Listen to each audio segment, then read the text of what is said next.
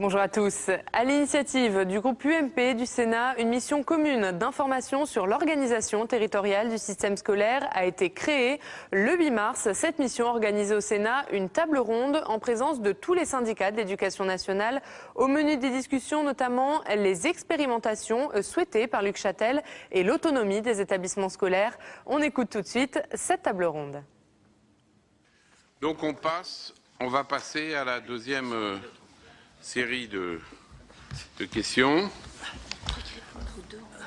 Pardon ? On prend les deux tables rondes. Et donc ils répondent aux deux questions en même temps ?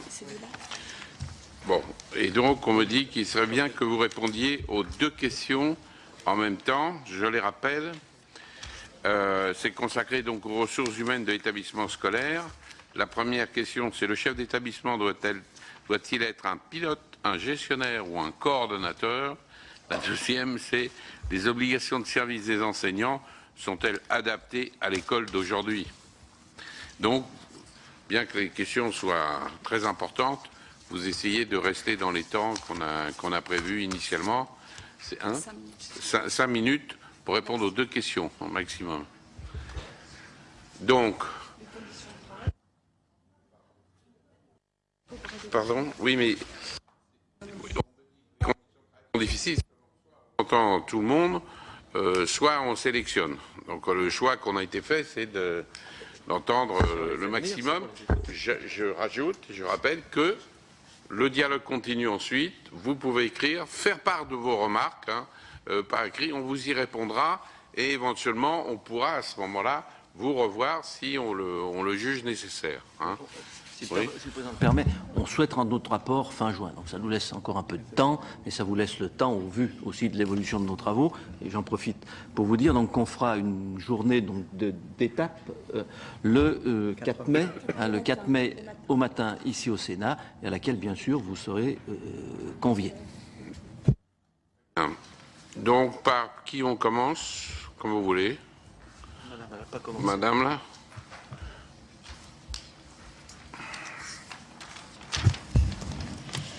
Bien, première question. Le chef d'établissement doit-il être un pilote, un gestionnaire, un coordonnateur? Nous intervenons en tant que professionnels de santé bien souvent sur plusieurs établissements. Donc nous sommes en relation avec différents chefs d'établissement. Nous avons envie aussi même de l'appeler bien souvent un leader, parce qu'à la tête de son équipe éducative, son style et son choix vont influencer la vie quotidienne de l'établissement. Et se pose la question, alors je vais peut-être orienter la question par rapport à l'articulation avec l'équipe santé. Je précise que l'infirmière est sous l'autorité du chef d'établissement. L'assistante sociale et le médecin sont sous celle de l'inspecteur d'académie. Et en ce qui nous concerne, l'absence de hiérarchie favorise la dépendance professionnelle du médecin et donc le rôle d'expert vis-à-vis du chef d'établissement. Dans le champ de la santé, le chef d'établissement, on peut compter sur l'infirmière au quotidien et sur le médecin d'éducation nationale pour les situations plutôt difficiles. Il délègue assez volontiers à ses professionnels la politique de santé de l'établissement. Et en tout cas, une formule gagnante nous paraît être la suivante. Lorsque les projets d'éducation à la santé sont plus ou moins impulsés avec des axes donnés sur le plan médical, avec l'évaluation que le médecin est en mesure de proposer, mais que le chef d'établissement coordonne, en tant que coordinateur, coordonne et soutient. L'infirmière assure le suivi, l'application, et le CESC a un rôle également pour engager toute l'équipe, valider, développer des projets éducatifs et partenariaux. Alors, le chef d'établissement dirige son équipe. Le médecin se situerait par rapport strictement au projet de santé, dans le champ spécifique de la santé, aussi bien pour le premier que le second degré, en tant plutôt que pilote. Dans les différents secteurs d'activité médicale, je précise que en hôpital, PMI, Sécurité sociale, la responsabilité administrative est bien différenciée de la responsabilité médicale. Donc en ce sens, notre articulation ne nous est pas spécifique. C'est quelque chose qui se retrouve dans les différentes administrations.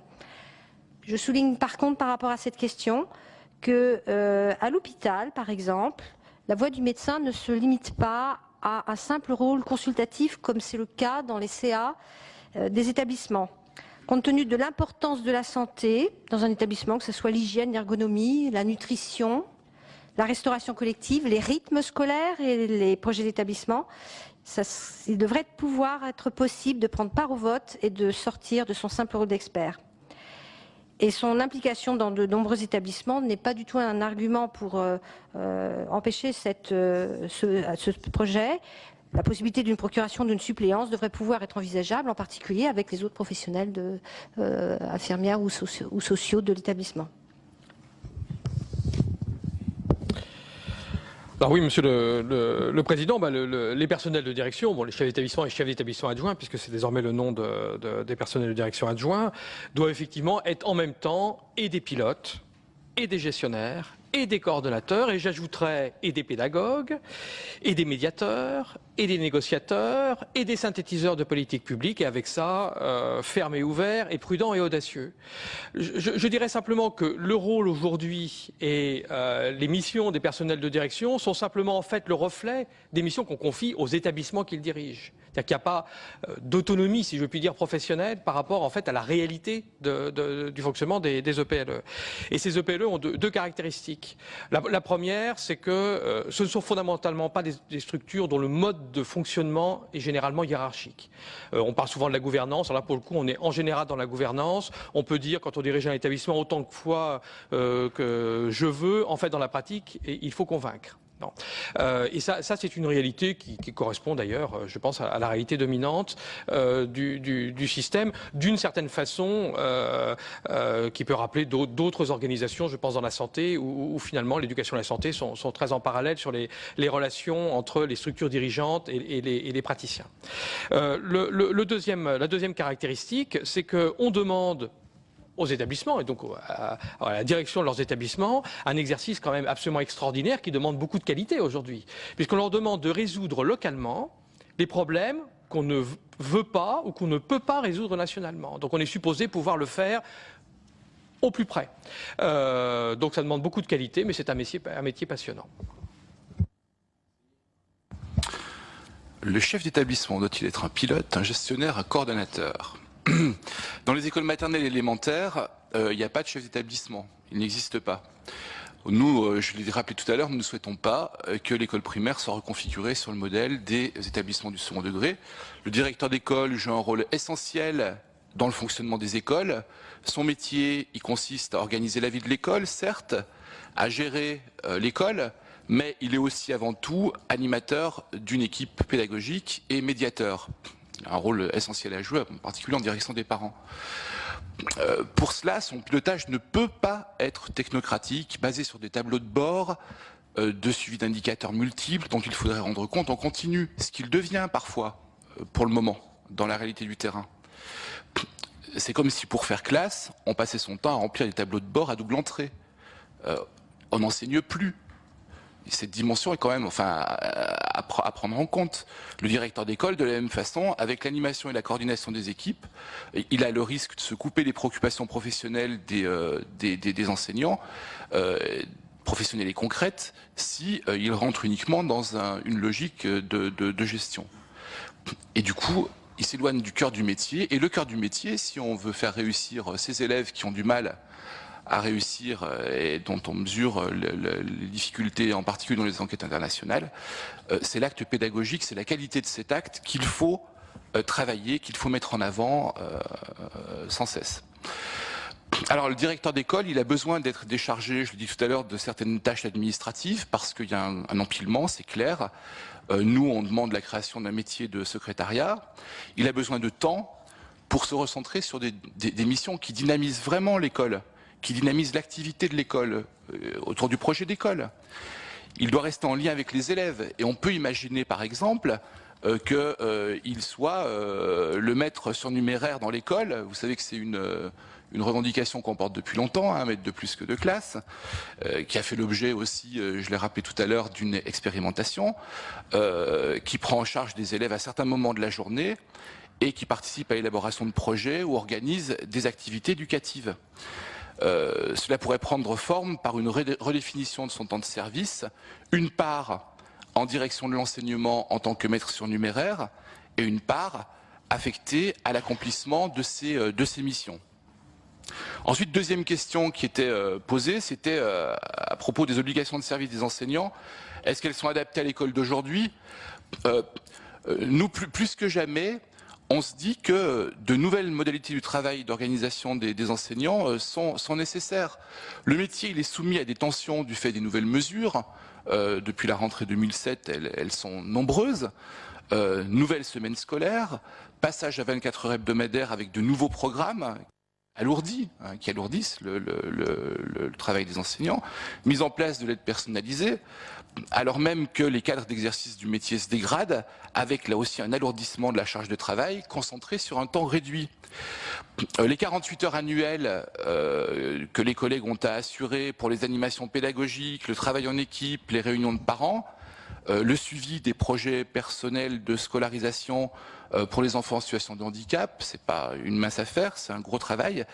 Et les conseillers d'école ne suffisent pas, notamment à l'élaboration et à la conception de projets pédagogiques. Pour nous, temps de travail enseignant et temps scolaire des élèves doivent être dissociés, déconnectés, dans le cadre d'une diminution du temps d'enseignement sans réduction du temps d'apprentissage pour les élèves. Alors, on le voit couplé avec la demande de mettre sur numéraire, qui permettrait de sortir d'un exercice trop solitaire du métier et de la logique à mettre une classe, en mettant en place d'autres fonctionnements dans l'école pour répondre aux besoins des élèves, et en particulier des élèves prioritaires, c'est-à-dire ceux qui sont en difficulté. Ça permettrait aussi de croiser les regards. Ça donnerait aussi ce mode de fonctionnement, des marges de manœuvre aux équipes d'école pour organiser sur le temps de classe du travail en petits groupes. Parce qu'on le voit bien, les élèves en difficulté, ils ont besoin de ce cadre de travail en petits groupes. Tout le monde s'accorde à dire que la difficulté scolaire, elle a à être prise sur le temps d'enseignement et sur le temps de classe. Déconnecter ces temps devrait aussi permettre de libérer plus de temps pour le travail en équipe, notamment, et le temps pour l'équipe ne peut avoir du sens que dans des démarches pédagogiques qui dépassent la structure de classe. Il faut en effet du temps pour la définition des besoins des élèves sur un groupe d'âge, par exemple un cycle, et l'analyse de l'évolution au fil de l'année, et aussi du temps pour l'organisation des décloisonnements et la constitution de groupes de besoins sur un cycle. Voilà un peu donc notre idée sur le temps, et je reprends pour conclure l'idée de dissocier, de déconnecter le temps de travail enseignant et le temps scolaire des élèves. Le chef d'établissement doit-il être un pilote, un gestionnaire ou un coordinateur? Il pourrait être tentant de répondre à cette question en affirmant que le chef d'établissement, comme tout cadre du système éducatif, doit être polycompétent et donc qu'il est nécessaire qu'il soit à la fois pilote, gestionnaire et coordonnateur. Il semble cependant que dans la dynamique attendue d'une amélioration de la gestion des ressources humaines dans les établissements, l'image du pilote soit plus pertinente. En effet, elle renvoie à une fonction, amener ses passagers vers une destination, qui induit une responsabilité, mieux vaut ne pas perdre trop de passagers en route, et suppose une expertise. Certains chemins sont sans doute plus sûrs que les autres. Si ces éléments sont bien reconnus dans le second degré, que ce soit dans la voie générale et technologique ou dans la voie professionnelle, les choses sont plus complexes au niveau de l'école primaire. Les textes sont prolixes pour fixer les responsabilités du directeur, mais ils deviennent étrangement muets pour fixer les moyens par lesquels ces charges peuvent être exercées. La mise en place des réseaux Ambition Réussite nous apporte quelques enseignements en cette affaire. Dans le dispositif initialement imaginé et à l'élaboration duquel notre syndicat avait été associé, les chefs d'établissement étaient associés, les chefs d'établissement donc des écoles, les chefs d'établissement du second degré et les directeurs des écoles du secteur devaient être associés pour constituer un comité directeur du réseau, porter le nom de comité exécutif, ce qui n'était peut-être pas le plus habile. L'IEN de la circonscription devait pour sa part être associé aux IAIPR pour constituer un pôle externe d'évaluation et d'accompagnement du dispositif. Cette organisation présentait l'avantage de donner aux directeurs des écoles une reconnaissance statutaire fonctionnelle et permettait en outre d'envisager une meilleure continuité avec les évaluations entre le premier et le second degré. Malheureusement, de fortes pressions ont conduit à une révision de ce dispositif et ont débouché sur l'implication de l'IEN dans le comité de direction et sur la suppression du pôle évaluatif envisagé. Cet exemple montre bien les réticences et les résistances au changement qui rendent souvent difficile la mise en œuvre d'évolutions significatives. Il faut pourtant reconnaître que les modalités organisationnelles sont déterminantes pour l'efficacité du pilotage. À cet égard, le nouveau dispositif associant des établissements du premier et du second degré dans une dynamique visant à structurer l'offre éducative en référence au socle commun des connaissances et des compétences, tel qu'il est mis en place, par exemple, dans certains établissements de l'Académie de Rennes, nous semble constituer un axe de réflexion tout à fait pertinent. Son développement nécessiterait cependant que soient sérieusement remis en cause des éléments structurants du système scolaire, comme la notion de responsabilité fonctionnelle. Celle-ci ne suppose pas nécessairement l'instauration d'un échelon hiérarchique de proximité supplémentaire dans le premier degré, mais doit donner au directeur la capacité et les moyens de fixer des orientations en mobilisant l'équipe pédagogique. C'est bien dans une logique de responsabilité partagée et dans une complémentarité des regards que doit être conçu le pilotage et non dans une concurrence totalement contre-productive. Dans cette logique, il est légitime que les chefs d'établissement du second degré et les directeurs d'école assument le pilotage des actions éducatives mises en place, tandis que les corps d'inspection pourraient concentrer leur énergie sur l'évaluation et la recherche de cohérence des pratiques à l'échelle d'un territoire défini sur la base d'un projet éducatif partagé. Une telle approche suppose toutefois une porosité des structures qui est loin d'être fréquente à ce jour, même si chacun se lamente sur la trop grande rupture entre premier et second degré et ses impacts catastrophiques sur les élèves et tout particulièrement, bien sûr, sur les plus fragiles d'entre eux. Les obligations de service des enseignants sont-elles adaptées à l'école aujourd'hui? S'il appartient légitimement aux organisations syndicales représentatives des personnels de s'exprimer sur ce point, notre organisation tient cependant à soumettre une réflexion. La notion d'obligation de service porte certes en elle une logique indispensable visant à fixer les contraintes, mais surtout les marges de responsabilité et d'action des principaux acteurs de l'acte éducatif. Toute l'administration et la gestion du système scolaire ne peuvent en effet prendre sens que dans l'aide susceptible d'être apportée aux enseignants pour que ceux-ci fassent preuve de la meilleure efficacité possible au service des élèves. Dès lors, l'idée d'obligation de service ne doit pas nécessairement être lue comme une contrainte, mais plutôt s'inscrire dans une forme de contrat de confiance entre la nation et ses enseignants. Selon nous, la seule obligation ayant véritablement du sens est celle de la mobilisation de tous les moyens et de toutes les énergies en vue de la réussite de tous les élèves.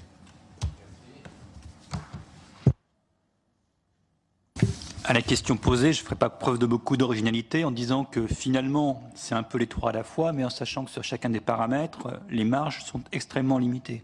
Pilote, c'est souvent un pilote automatique, puisque de fait, les moyens qui sont attribués à l'établissement ne lui offrent pas finalement plusieurs parcours possibles. Et de ce point de vue-là, s'il y a un point à atteindre, il y a plusieurs voies possibles pour y arriver. Et de fait, en dotant les établissements de moyens qui sont quasiment adaptés aux structures, la marge de manœuvre et le choix des parcours les plus intéressants, qui ne sont pas forcément la ligne droite, sont effectivement très très limités de ce point de vue-là. Un gestionnaire, sans aucun doute, mais il y a aussi un intendant d'établissement scolaire, et de ce point de vue-là, la dimension gestion, même si elle tend à se développer, je dirais, n'est pas ce qui fait l'identité propre du chef d'établissement. Un coordonnateur, effectivement, idéalement, ça devrait être cette fonction-là qui devrait primer. Mais dans le cas d'une autorité hiérarchique, aujourd'hui, qui tend à se renforcer, on a plus souvent l'impression d'avoir un manager. Et je pense que de ce point de vue-là, la formation à l'École supérieure de l'éducation nationale, donc l'ESSEN, qui est à Poitiers, je dirais, a tendance justement à développer ce point-là, alors que la partie pédagogie, qui est quand même le cœur de notre métier et de nos pratiques, et les chefs d'établissement sont d'anciens enseignants pour la plupart, de ce point de vue-là, cette dimension pédagogique tend à disparaître, je dirais, avec la fonction de chef d'établissement. Et le conseil pédagogique, de ce point de vue-là, n'est pas venu corriger ce qui nous paraît un manque. Et en présidant le conseil pédagogique, je pense que la fonction hiérarchique tendance à primer sur la démarche de coordonnateur. Alors on aimerait que ce soit, en conclusion, un facilitateur.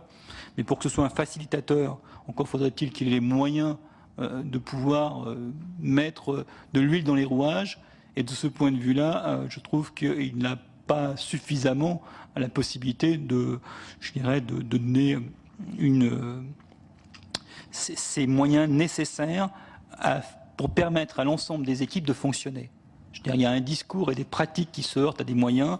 On le dit toujours un peu de manière comme une explication qui vaudrait pour toute situation.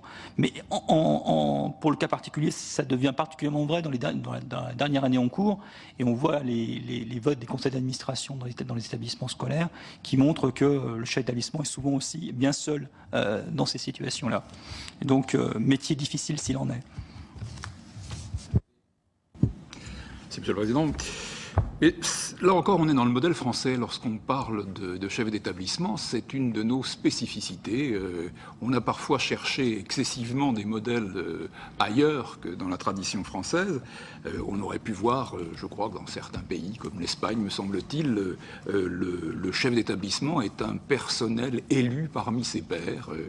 Primus inter pares, en quelque sorte, pour un temps limité, il n'est pas nommé, il n'est pas désigné comme tel. Mais on est effectivement dans un modèle français auquel nous tenons.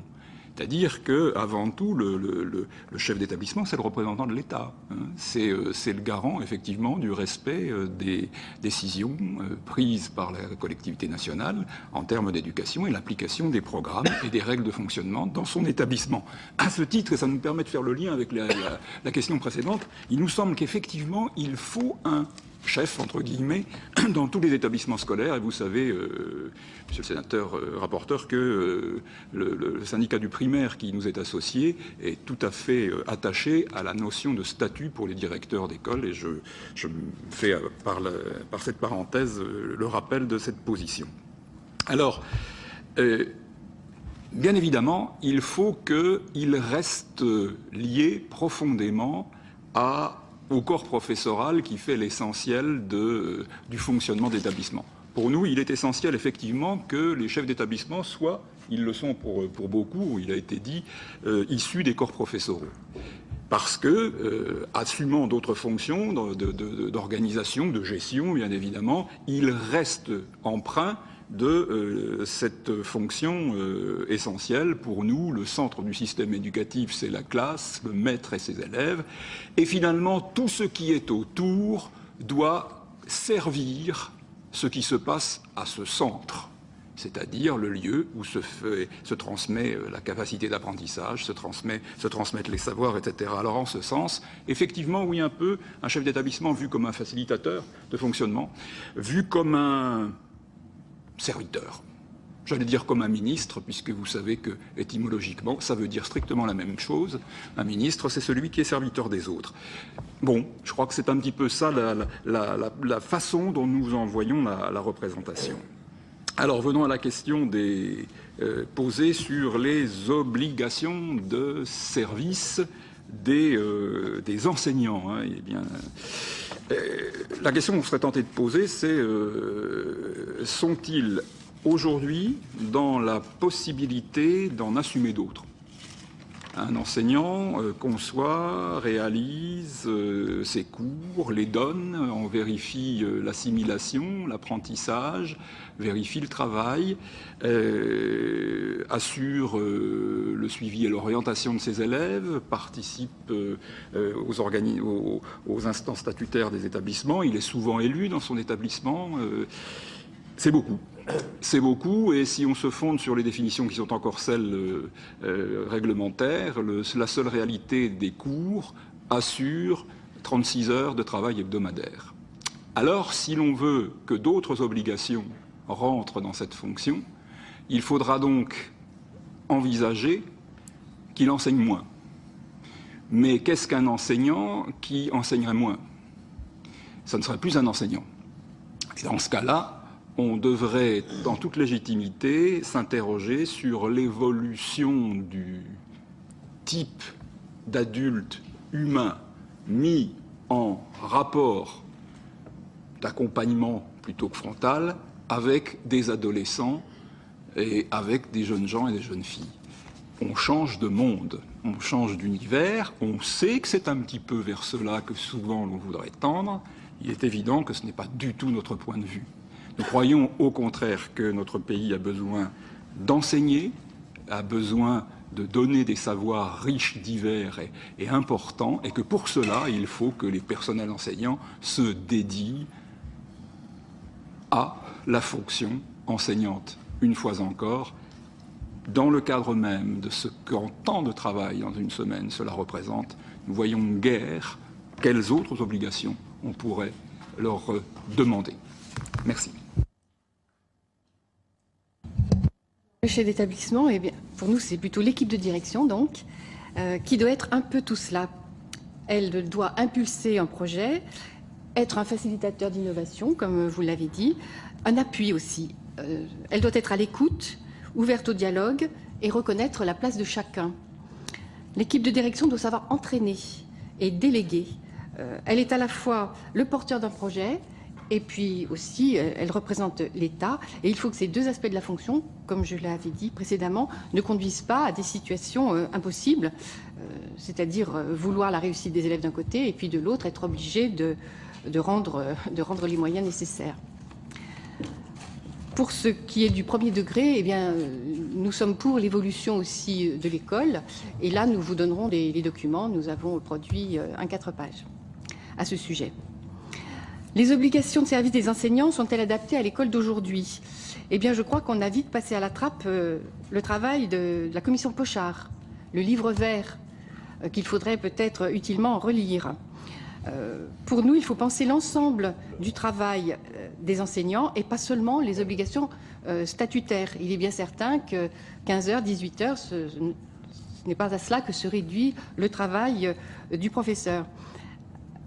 Il faut prendre en compte donc toutes les tâches dans le métier, pas seulement l'heure de cours, leur préparation, les évaluations, mais aussi l'aide individualisée, personnalisée, qui doit être au cœur du métier et non à la périphérie. Donc ça ne doit pas être payé en heures supplémentaires, mais ça doit être intégré dans le service comme étant une mission importante. Contrairement aux collègues, on pense que, on sait, oui, comme lui, on pense que le monde change et qu'il faut que le métier suive cette évolution pour rendre service aux élèves, parce que c'est bien là aussi un service, nous sommes fonctionnaires au service du public. Pour ce qui est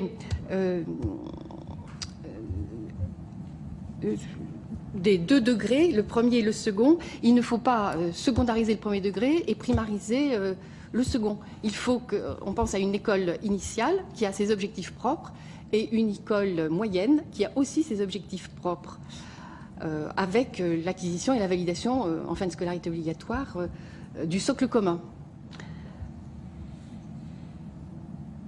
Donc c'est un continuum éducatif à réaliser et certainement qu'un travail en réseau, un échange entre les deux degrés peut être intéressant. Et ne pas cumuler les inconvénients du second degré et du premier degré, c'est-à-dire bien intégrer la dimension pédagogique dans le second degré et ne pas cumuler les défauts des 2 autres degrés.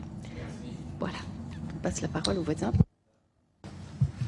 Pour la première question, donc, le chef d'établissement soit un pilote, certainement, mais utilisant un second et des instruments précis de navigation et des conseillers. En effet, le chef d'établissement peut connaître ses personnels s'il a été vraiment formé à la GRH, pas toujours le cas, et en partie à la gestion, c'est assez peu souvent le cas jusqu'à maintenant. Mais il reste la pédagogie et l'enseignement des disciplines pour lesquelles le chef d'établissement n'est pas toujours le mieux placé de par sa formation antérieure. Je voudrais faire une petite allusion au rapport Gros-Perrin qui a qualifié l'histoire, géographie, éducation civique et les SVT de matière, et non pas de discipline, dictée. Ce qui relève pour l'histoire de l'almanach Schex des chemins de fer, disparu il y a longtemps, et du calendrier des postes Auberture pour la géographie. Ce qui est quand même une vision extrêmement passéiste de ces disciplines qui reflète parfois ce que malheureusement, et M. Tournier ne m'en voudra pas, un certain nombre de chefs d'établissement qui ne sont plus toujours très au courant, et c'est bien normal, moi je ne leur rejette pas du tout la pierre, ne connaissent pas des disciplines scientifiques, des disciplines littéraires, des disciplines non disciplines des deux. Et je pense que là, il y a une aide nécessaire, c'est pour cela que nous existons. Un gestionnaire, certes un peu, il doit être aidé par des spécialistes qui sont capables eux aussi d'expliquer leurs choix. Et là, j'insiste lourdement, je pense que les gestionnaires devraient être capables d'expliquer les choix qu'ils prennent pour orienter les établissements scolaires. Je pense qu'en tant aussi que parents d'élèves ou anciens membres d'une association de parents d'élèves, que les gestionnaires ont beaucoup à faire dans ce domaine pour faire comprendre les choix financiers qui sont les leurs, même contraints. Un coordonnateur, oui, si les moyens lui sont donnés pour se faire entendre de tous et ensuite de retransmettre à tous. Les aides extérieures au pilotage et à la coordination sont essentielles et, par exemple, des audits de plusieurs types devraient être menés pour approcher les méthodes de gestion, de GRH et surtout de pédagogies engagées.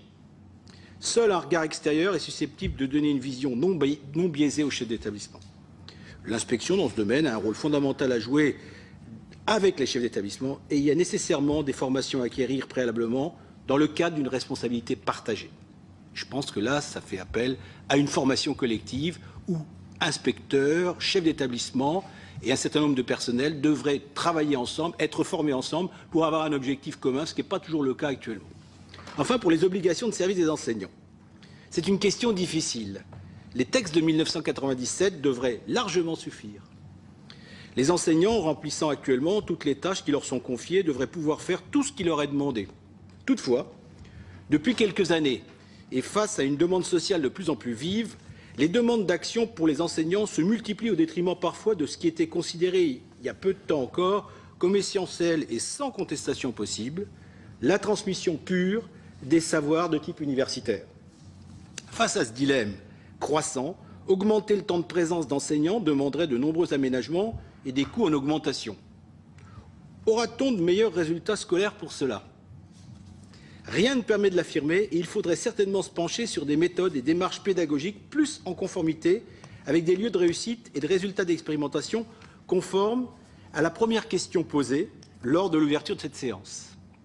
Les élèves apprennent-ils mieux lorsque les enseignants sont plus présents et plus longtemps dans les écoles et dans les lycées, dans les collèges? C'est une question à étalonner par des expérimentations bien ciblées d'abord et nous n'avons toujours pas la réponse.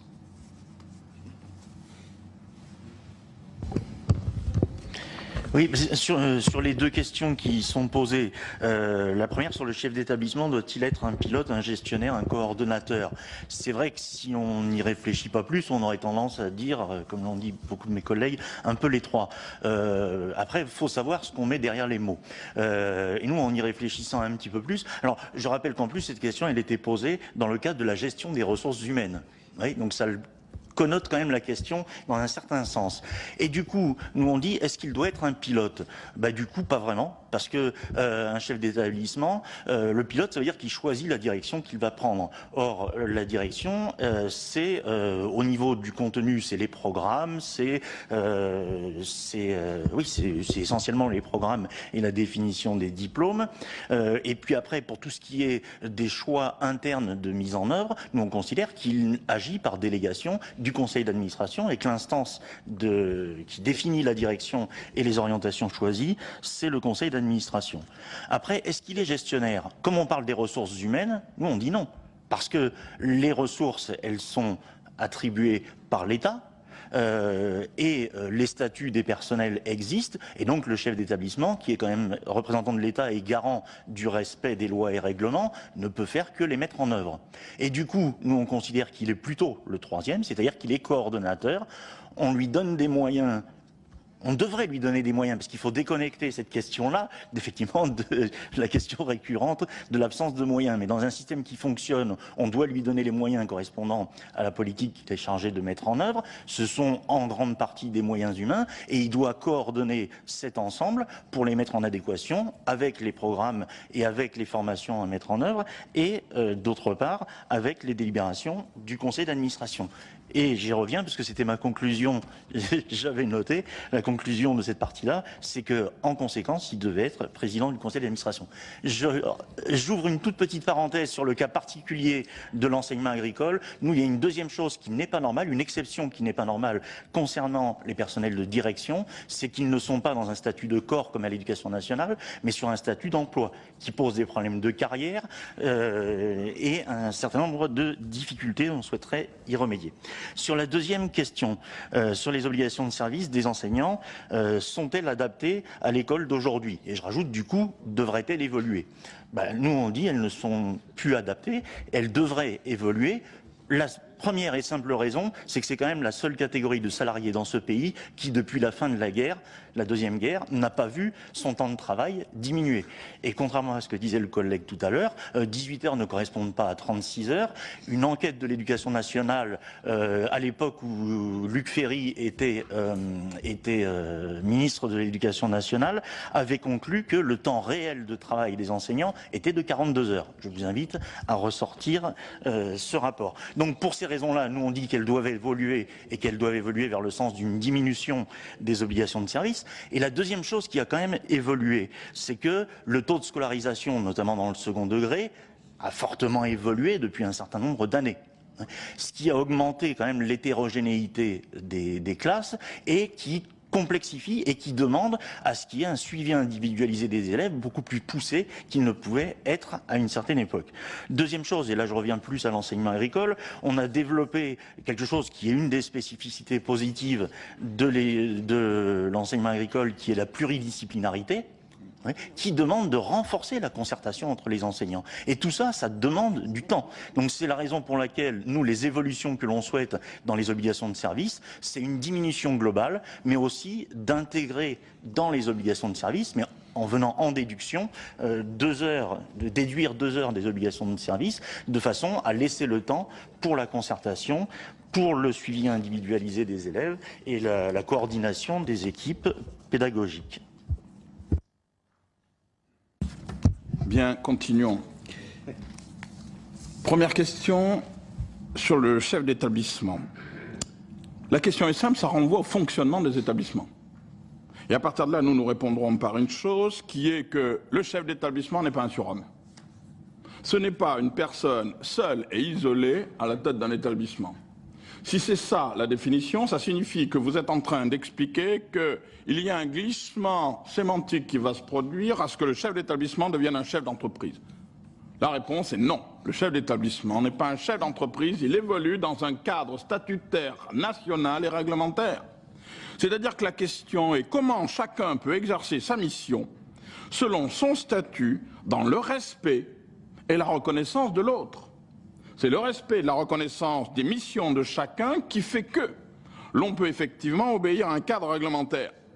Ce qui signifie qu'à partir de là, évacuons très rapidement deux questions, vous allez voir la brutalité. L'évaluation au mérite des personnels par chef d'établissement? Non. Le recrutement par les chefs d'établissement des personnels? Non. À partir de là, passons à des choses plus importantes et plus intéressantes. C'est-à-dire que les chefs d'établissement ont un statut à eux de le protéger, mais on ne peut pas en faire les boucs émissaires comme on a tenté de le faire en s'amusant avec ce qu'ils toucheraient soi-disant pour la performance. Arrêtons d'essayer d'opposer les personnels les uns aux autres. Une communauté éducative, c'est un équilibre. Le chef d'établissement a son rôle, qui est un rôle d'impulsion, de dynamique, prévu par ses cadres. Les enseignants ont des obligations de service. Oui, ils ont des obligations de service. Mais moi, je vous renvoie à une autre question. Est-ce qu'aujourd'hui, l'école, c'est-à-dire la société, c'est-à-dire l'État, respecte ses enseignants? Je ne suis pas sûr que la réponse vous agrée. Pour nous, c'est non. Puisque, comment respecter aujourd'hui des enseignants quand on les paye aussi mal, en fonction du niveau d'études qu'on leur demande, notamment aujourd'hui la masterisation, à partir du moment où on a supprimé leur formation, c'est vrai que le métier d'enseignant ne s'apprend pas. Il se détermine sur le terrain, alors c'est très simple. Aujourd'hui, vous avez un avion. Alors, pas de vision. Vous avez un avion, 15 stagiaires. Il y en a 12 qui ont un sac à dos, 3 qui ont un parachute. Comment vont-ils atterrir? Vous imaginez quelle est effectivement l'arrivée au sol des différents stagiaires. C'est exactement ce que nous vivons. Ça signifie à partir de là qu'on ne s'interroge pas aussi sur la formation continue des enseignants. Tout expert pédagogique, toute formation doit effectivement être continué avec un acronyme, monsieur le sénateur, qui s'appelle le PAF. Ça fait presque mal. C'est le plan académique de formation. Il fait tellement mal qu'il n'existe plus.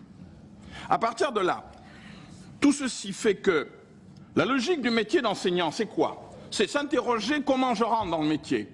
Est-ce que je rentre simplement sur une logique de niveau universitaire? Si c'est cela, ce n'est pas forcément la réponse à nos missions. Est-ce que l'entrée dans le métier ne s'accompagne pas d'un accompagnement, d'une logique de formation, mais aussi d'une autre logique que je vous demande d'intégrer quelque chose qui n'est pas réussi pour l'instant, comment on donne la chance à des enseignants qui ne veulent plus poursuivre le métier de pouvoir effectivement se réorienter, c'est-à-dire la possibilité d'une autre carrière, d'une deuxième carrière. Ce qui signifie que je viens très rapidement à la voie professionnelle et au statut des PLP, parce que nous sommes très attachés à notre statut.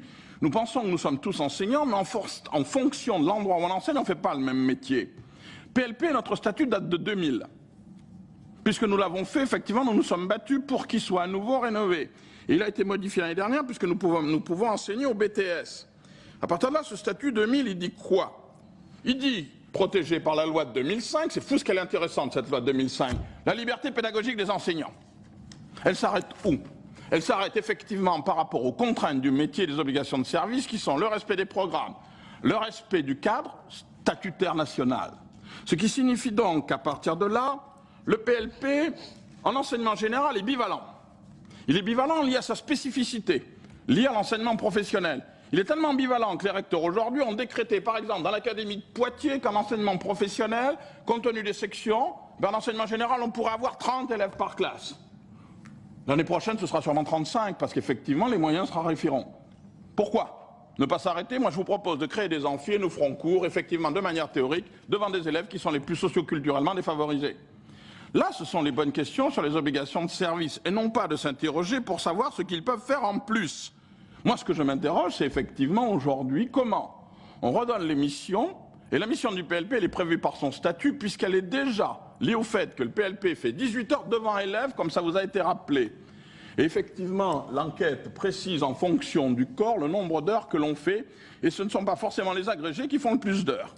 À partir de là, l'émission des PLP, il fait 18 heures par semaine devant élèves. Mais chaque semaine, il ne fait pas forcément 18 heures, puisque nous gérons effectivement les périodes de cours, les périodes de formation en entreprise, dont l'éducation nationale doit rester le maître, mais aussi ce qu'on appelle le PPCP, le projet pluridisciplinaire à caractère professionnel. Quel est ce monstre? Ce monstre, c'est effectivement comment je fais vivre ensemble sur la pédagogie du projet, qui permet effectivement à des élèves d'identifier, de reconnaître et de développer quoi? Ce que nous en faisons, c'est-à-dire des individus autonomes qui vont pouvoir s'insérer dans la société. À partir de là, ces obligations des enseignants font qu'elles nous rendent au statut et font que le chef d'établissement, qui n'est pas un surhomme, doit respecter ses missions, parce que s'il n'est pas seul, on ne parle pas des partenariats, je ne parle pas des corps d'inspection, qui là aussi, il faudrait largement les détacher d'un certain nombre de missions administratives pour les renvoyer véritablement plus longtemps sur le terrain, pour l'accompagnement des enseignants et notamment pour des enseignants en difficulté. Donc vous voyez que par rapport à cette logique que vous posez, vous ne posez pas simplement la question du métier d'enseignant, vous posez aujourd'hui la question qui est: quelle est la pression de l'opinion publique sur l'école? Est-ce que l'on veut que l'école soit ouverte 24 heures sur 24 afin que les parents déposent le matin leurs gosses à l'école et que le soir on leur rende en produit semi-fini? Si c'est cette réponse, nous avons effectivement nos limites. Puisque beaucoup de choses ont été dites, je vais faire court. Sur la première question, je voudrais juste interroger sur le mot pilotage qui fait florès dans le monde de l'éducation depuis un certain temps. Il a été importé de la gestion des entreprises privées et on voit qu'on l'incorpore sans jamais l'interroger. Le mot pilote est employé sans cesse. Il est généralement associé aux notions de tableau de bord et d'indicateurs qui ont une certaine validité lorsqu'il s'agit d'exécuter et de suivre des budgets, mais qui, lorsqu'il s'agit, ces tableaux de bord, de suivre des performances scolaires liées à la construction de savoir et à la construction de compétences d'hommes et de citoyens en devenir, parce que c'est ça le rôle fondamental des établissements scolaires, c'est de faire en sorte d'accueillir des enfants et des adolescents pour en faire des citoyens et des hommes qui pensent, qui ont une culture. C'est ça avant tout, et c'est ça qu'il ne faut pas oublier. Donc là, la notion de tableau de bord et d'indicateur, sur ces points-là particuliers, a beaucoup de limites. Alors sinon, pour savoir d'abord qui doit piloter, il s'agit donc d'identifier l'objet du pilotage, d'une part, et d'autre part, le sens, la direction dans laquelle on doit le faire. Sinon, dans un sens plus commun, bon, s'il faut l'adopter, ce mot pilote, on l'adoptera. On peut dire qu'effectivement, chez l'établissement, remplit les 3 missions qui sont décrites dans la question numéro 1. À cet égard, nous regrettons que les corps d'inspection n'aient pas été, ne seront pas compris dans les ressources humaines de la question. On était oubliés. Deuxièmement, les obligations de service des enseignants, là aussi je ferai très court puisque je laisserai les organisations syndicales qui syndiquent les enseignants y répondre, hein. Alors nous, on pense qu'un meilleur fonctionnement des établissements résulte sans doute dans la capacité collective des acteurs des établissements à travailler ensemble, à donner du sens à leur engagement éducatif, à s'impliquer dans des démarches innovantes, à construire leur lieu de travail comme un centre d'initiative pour transformer l'école, faire évoluer leurs pratiques, former des équipes de coordinateurs de filières, de domaines, de disciplines, des équipes de porteurs de projets reconnus. Ceci nécessite à ce que soit incorporé du temps de concertation à l'actuel temps de service. Nous laisserons à nos collègues donc, les plus concernés s'exprimer largement sur ce sujet. À cet égard, je voudrais faire simplement une dernière remarque pour conclure. Un rapport récent édité par les services du Premier ministre font apparaître que la France est un des pays de l'OCDE qui possède le taux d'encadrement le plus bas. Absolument. Bien, sur les deux sujets, alors sur les chefs d'établissement, les représentants de l'UNSA, du SNPDEN et du CIEN sont exprimés. Je rajouterai juste un élément. Pour nous, les chefs d'établissement ne peuvent en aucune façon être des recruteurs. C'est-à-dire que considérons que ça n'est pas au chef d'établissement à recruter. Parce que là, pour le coup, si nous rentrons dans cette logique, nous rentrons dans une logique qui renvoie à l'autonomie et à la concurrence entre établissements. Et cette logique, nous ne voulons pas y rentrer au niveau du SEUNSA. Pour en venir au service des enseignants, alors, je crois qu'il faut être au clair sur ce qu'on entend par service aux enseignants. Il y a le service statutaire et il y a le travail des enseignants.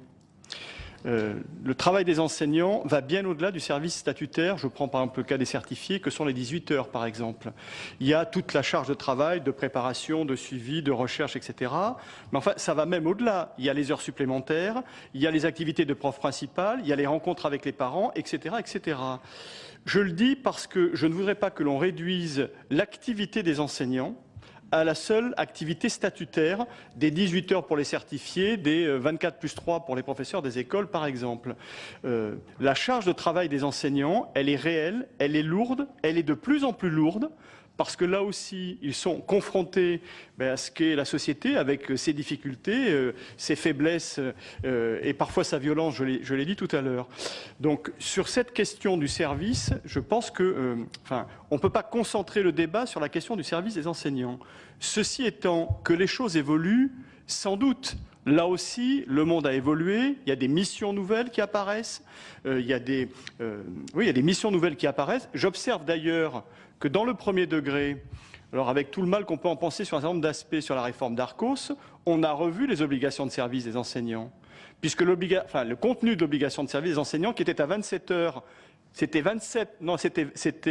26 plus 1, on est passé à 24 plus 3, et on a intégré dans les obligations de service des enseignants du temps de concertation, l'aide personnalisée, alors sous des formes qu'il faut, voilà, mais je ne le justifie pas, mais on a modifié des choses.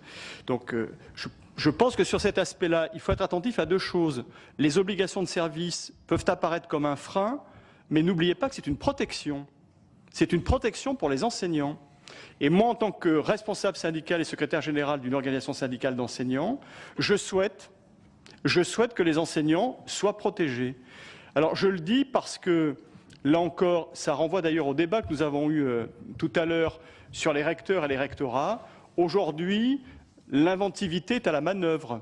C'est-à-dire que, heureusement encore que nous avons un statut qui nous protège. Parce que et les secrétaires généraux et les GRH, les GRH dans les rectorats ou dans les inspecteurs d'académie ou les inspecteurs d'académie et les recteurs ne manquent pas d'imagination, là encore pour contourner la loi et faire faire aux enseignants plus que ne le précisent leurs obligations statutaires. Bon. Donc je ne dis pas qu'il faut être figé, bien qu'on entende mon discours, mais enfin quand même protéger les salariés. C'est quand même, me semble-t-il, là aussi un élément important et sur lequel, d'ailleurs, l'État doit être exemplaire. Bon. Donc, pour résumer, il y a des marges de manœuvre, on peut discuter. Là aussi, on peut discuter s'il y a des contreparties. Hein. Si c'est travailler plus pour gagner moins, ce qui est le cas quand même, hein, en tout cas pour gagner autant, mais même moins parce qu'avec l'inflation, etc., je ne fais pas le dessin, et la nouvelle loi sur les retraites, nous gagnons moins, ça ne marchera pas. C'est-à-dire que dans le cadre de discussions que l'on peut avoir sur ces questions-là, c'est du gagnant-gagnant. pour utiliser un terme que certains utilisent souvent, enfin un peu moins d'ailleurs depuis quelque temps. Rappelons-nous qu'on n'est pas dans une négociation entre nous, ni une juge. On vous écoute, on écoute vos propos, on écoute vos positions. Et on va pas rentrer dans une négociation. On est bien d'accord, mais ça fait partie des éléments du paysage qu'il ne faut pas négliger. Non, mais on a bien compris. Non, mais vous n'avez pas dépassé la ligne, voilà. Mais c'était juste. Bon, je vais essayer de faire vite parce que beaucoup de choses ont déjà été dites. La question à propos des chefs d'établissement, je n'ai pas envie de m'enfermer dans ce choix entre trois termes. Finalement, je crois que la question qui veut être posée, je ne sais pas pourquoi elle n'est pas posée comme ça, c'est quel doit être le rôle du chef d'établissement en termes pédagogiques, en termes de gestion des personnels. Hein. Donc, en tout cas, c'est à cette question-là que je me sens capable de répondre, plus qu'à mettre des croix en face de pilote, gestionnaire ou coordonnateur, mais de voir quels sont les contours de son rôle, de ce qu'il est et de ce qu'il devrait être. Donc pour nous, au-delà de ces trois termes, le chef d'établissement doit être avant tout celui qui anime et qui coordonne, qui organise le travail d'une équipe. Sa ligne de conduite, si on veut continuer à user de la métaphore conductrice, devrait être la mise en œuvre des politiques fixées au plan national et les décisions prises par son conseil d'administration, c'est-à-dire ses deux casquettes, hein, sa casquette représentant de l'État et sa casquette exécutive du conseil d'administration. Il n'a pas, pour nous, compétence pour évaluer la pédagogie des enseignants. Et à ce sujet, donc là, j'en viens un peu plus sur la question de gestion des personnels. On veut faire jouer au chef d'établissement un rôle qui nous pose problème. Pour le faire intervenir au plus près de la gestion des ressources humaines, se pose la question de l'évaluation individuelle qu'on veut faire porter au chef d'établissement seul. Alors c'est vrai que ce qui se passe dans la classe est un élément décisif et essentiel de notre métier, hein, mais il n'est pas le seul, c'est pas le seul élément de l'activité de l'enseignant dans le second degré. Et comment un chef d'établissement qui n'est pas compétent dans le champ disciplinaire d'un enseignant peut-il intervenir sur les contenus disciplinaires enseignés dans la classe ou sur les éléments didactiques de la discipline, ces éléments étant étroitement en lien avec le contenu enseigné. Donc, on estime qu'il n'a pas légitimité à ça et on est très attaché à la double évaluation qui existe actuellement. Et ce point est à l'origine de tensions fortes dans les établissements du second degré.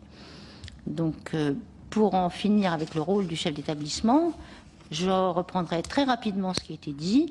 À l'instant sur il n'est pas question pour nous que le chef d'établissement ait un rôle de recrutement des personnels. On glisse de plus en plus vers des missions, une évolution du rôle de chef d'établissement vers un modèle qui est celui effectivement de la gestion de l'entreprise. On est un peu fasciné par ce modèle. Les chefs d'établissement ont depuis quelques années la responsabilité de recruter un certain nombre de personnels.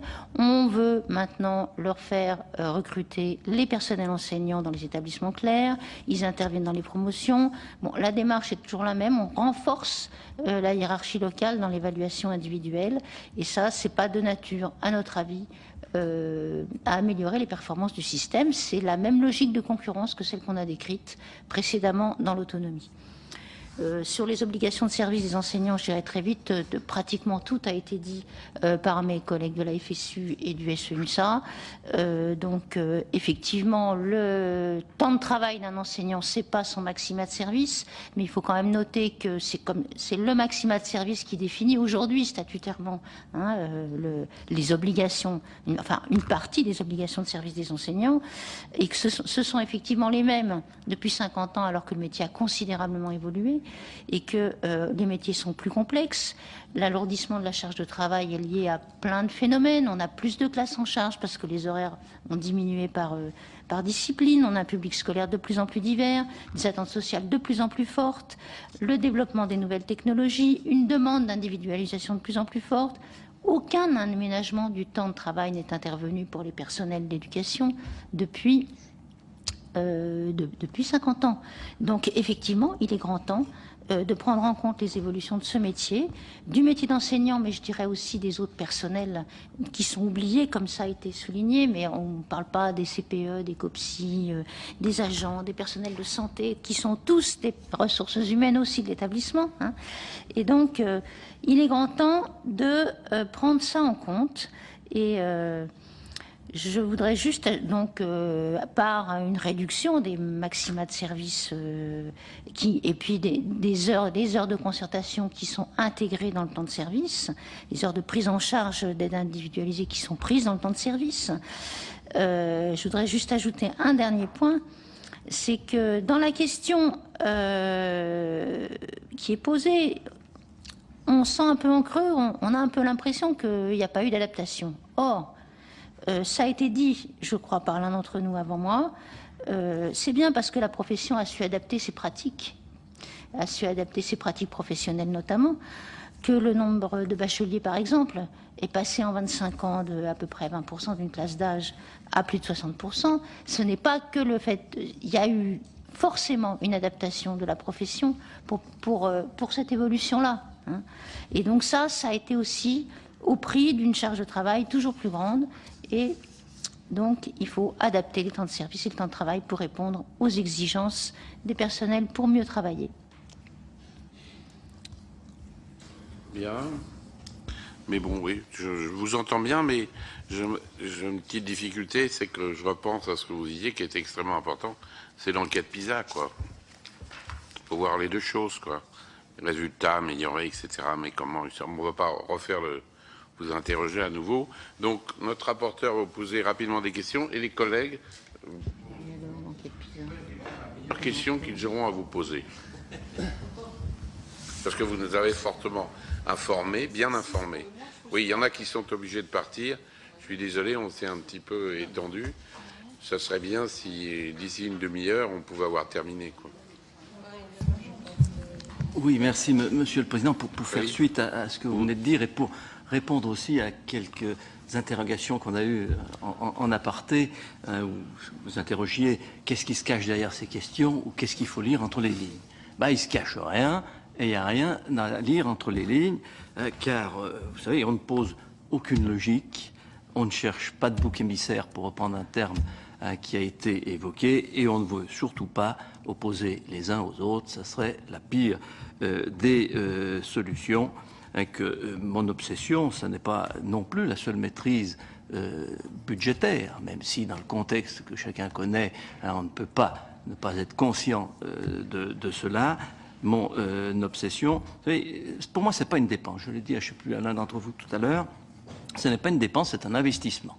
C'est même le meilleur investissement qu'on puisse donner aujourd'hui à nos jeunes, mais il faut passer justement de cette logique de dépense à cette logique d'investissement. Mais qui dit investissement dit résultat, et qui dit résultat dit évaluation. Et mon obsession, moi, aujourd'hui, c'est clair, c'est de faire en sorte que de sortir de cette situation où aujourd'hui un fils d'ouvrier a 17 fois moins de chances de préparer une grande école qu'un fils de cadre supérieur ou qu'un fils d'enseignant. C'est ça mon obsession. Et à partir de là, vous savez, moi, quand je prends cette mission, ça doit être la 4e ou 5e que je fais, dans des domaines différents, j'ai aucun a priori et aucun tabou. Je me lave la tête, je connais rien quand je prends ce truc-là. Donc, aujourd'hui, les questions, il n'y a rien derrière. C'est des questions ouvertes, qu'on souhaite bien sûr vous poser, parce que vous êtes les partenaires premiers du système éducatif, et surtout, on ne tire pas des conclusions, vous ne tirez pas des conclusions des propos qu'on peut avoir aujourd'hui. Ça, les conclusions, on les tirera au mois de juin, et on aura encore le temps, on vous l'a dit tout à l'heure,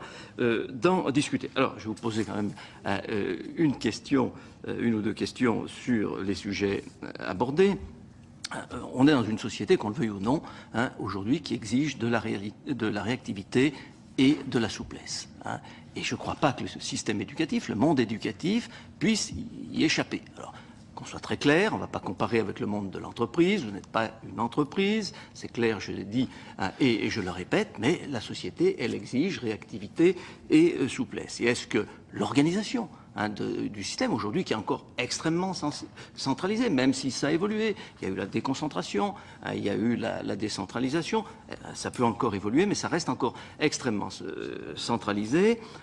Est-ce que c'est bien adapté justement à cette réponse, à cette réactivité, à cette souplesse qui est exigée? Est-ce qu'il n'y a pas un certain nombre de freins ou de rigidités qui existe et qu'il faudrait non pas lever comme ça, parce que si c'était aussi simple, ça aurait été levé depuis longtemps, mais essayer de réduire. Je pense à des rigidités géographiques, des rigidités en termes de cycle, qui se traduisent derrière par des difficultés au niveau des affectations, au niveau des remplacements, des rigidités ou des frontières aussi avec les statuts. On ne va pas ouvrir le débat là, mais est-ce qu'on ne peut pas faire évoluer un petit peu les choses de façon à améliorer la situation que j'ai évoquée? Et finalement, est-ce que ces rigidités aussi, elles ne contribuent pas au malaise ou au mal-être des enseignants, ces carcans, ne contribuent pas un petit peu à cette situation de mal-être ou de malaise? Ça, c'est ma première question. La deuxième, elle concerne plus l'inspection, mais j'aime pas le terme inspection. J'allais dire l'évaluation des enseignants qui s'apparente plus, j'allais dire, à un contrôle formel de la réglementation des programmes et que ça ne devrait pas être plus, j'allais dire, un accompagnement, un conseil vis-à-vis des enseignants. J'aurais beaucoup d'autres questions, mais comme c'est la journée de la femme, je vais quand même laisser un peu de temps à mes collègues pour qu'elles puissent vous poser aussi des questions.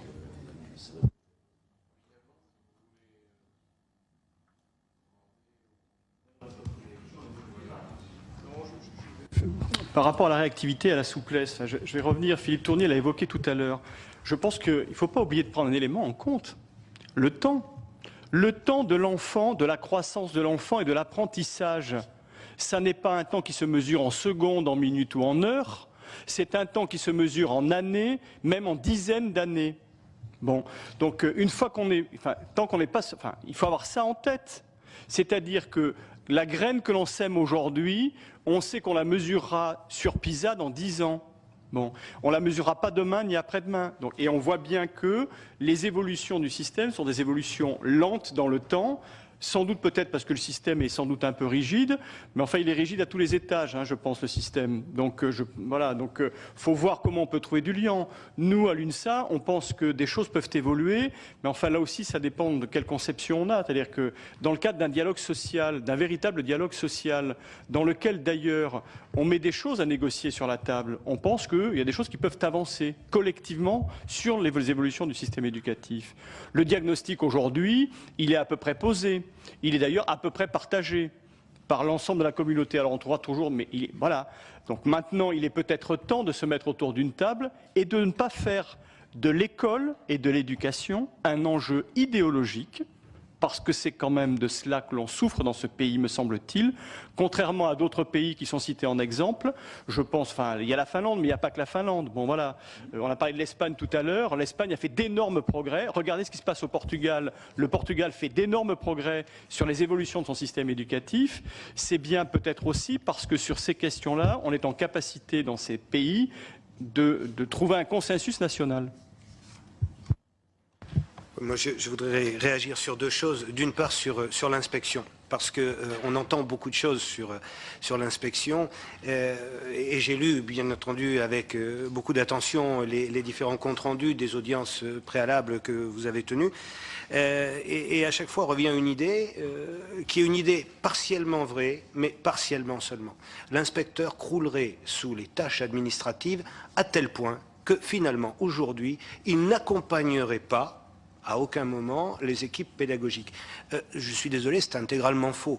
Certes, je reconnais volontiers que l'inspecteur croule sous les tâches administratives. C'est certain. Mais en même temps, il serait complètement faux de prétendre que l'inspecteur n'est pas en permanence, à l'heure actuelle, au plus près du terrain pour accompagner les équipes par rapport aux projets éducatifs, aux projets pédagogiques qu'elles mettent en place, que ce soit dans le premier et dans le second degré. Sûrement pourrait-on mieux faire en ayant moins de charges administratives, mais pour autant, ne pensons pas qu'actuellement, la préoccupation des inspecteurs soit de répondre à ces tâches administratives en oubliant l'intérêt des écoles et des élèves. Je crois qu'en permanence, que ce soit dans le premier ou dans le second degré, on a cette préoccupation.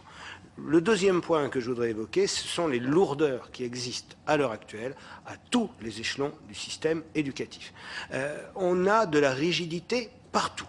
Et le plus gros du travail des inspecteurs, comme des chefs d'établissement, d'ailleurs bien souvent à l'heure actuelle, comme des enseignants d'une certaine façon aussi, c'est d'essayer d'assouplir le système en passant par des trous de souris. Alors si on pouvait élargir un petit peu ces trous de souris et faire des boulevards qui permettent d'aider vraiment les élèves à progresser au mieux, peut-être qu'on avancerait plus vite. À l'heure actuelle, tout constitue un frein. Travailler en liaison premier et second degré, complexité immédiate. Est-ce qu'on ne va pas toucher au statut respectif des uns et des autres? Il arrive un moment où ça devient un peu exaspérant. Parce qu'il arrive un moment où on se dit que si on était effectivement en mesure de travailler ensemble, corps d'encadrement, chef d'établissement, directeur, enseignant, on serait sûrement en mesure de progresser davantage. On découvre chaque année l'histoire des élèves. Tout se passe comme si les élèves n'avaient aucune histoire. Leur histoire, elle est reconstruite chaque année. Combien de fois un enseignant se trouve dans une situation où il dit « Oh ben, j'ai découvert ceci et cela, j'ai découvert telle caractéristique de l'élève ». Cet élève, il est suivi bien souvent depuis l'école maternelle. Il a été suivi tout au long de sa scolarité élémentaire. Et on découvre les difficultés quand il arrive au collège, c'est-à-dire qu'à la fin du premier trimestre, un enseignant de collège dit « Voilà le constat que j'ai posé ». Est-ce qu'il n'aurait pas été plus intéressant quand même de continuer à accompagner cet élève dans sa scolarité? Est-ce que cette rupture supplémentaire qu'on lui a fait subir alors même qu'il était déjà en difficulté ne constitue pas déjà une attaque grave contre ses futurs droits de citoyen? Je crois vraiment qu'on a à réfléchir à l'heure actuelle en ces termes. J'évoquais tout à l'heure la porosité entre les différents niveaux d'enseignement. Cette porosité, à l'heure actuelle, le système semble s'ingénier à la bloquer par tous les moyens, alors qu'il devrait probablement être dans une situation où il devrait essayer d'ouvrir, au contraire, avec toujours une seule et même préoccupation, l'intérêt des élèves. Oui, je souhaiterais rebondir sur ce qui vient d'être dit, parce qu'en effet, ça nous paraît fondamental de ne pas laisser les enseignants seuls par rapport à des difficultés et par rapport aux besoins spécifiques des élèves. Et il est important qu'il y ait les personnels qui puissent épauler par rapport aux difficultés spécifiques, que ce soit parce que l'enfant a un handicap, parce qu'il a un problème de trouble d'apprentissage, parce qu'il a une situation sociale particulière, et donc pouvoir encore bien tenir compte de l'aide que peuvent apporter les assistantes sociales, les infirmières, les médecins, qui sont dans l'ombre, mais dont le rôle est fondamental. Et on parlait des obligations de service des enseignants, mais il ne faut pas oublier les obligations de service à rendre à la population de ces personnels, qui est fondamental. Et il faut bien dire qu'à l'heure d'aujourd'hui, leurs missions dans leur ensemble sont très difficiles à assurer, et on voit avec regret que des situations qui pourraient être prévenues justement se dégradent. Et ce qu'on évoquait tout à l'heure, oui, l'enfant n'a pas été signalé parce que pendant un laps de temps, il n'a pas pu être suivi, et il y a un trou, et c'est anormal, alors qu'on le savait et qu'on aurait pu aider l'enseignant. Et puis un deuxième point par rapport à l'accompagnement, compte tenu de l'évolution de la législation 2005, 2007, etc., les exigences qui sont portées vis-à-vis des enseignants sont quand même plus lourdes en termes de type de population accueillie.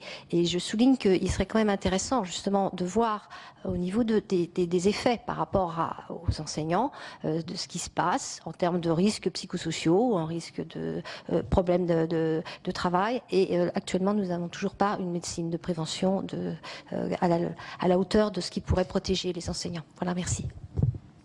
Oui, Monsieur le Président, mais oui, une chose est importante, de savoir apporter des soins quand il y a des blessés, mais une chose aussi est importante, qu'il n'y ait pas de blessés.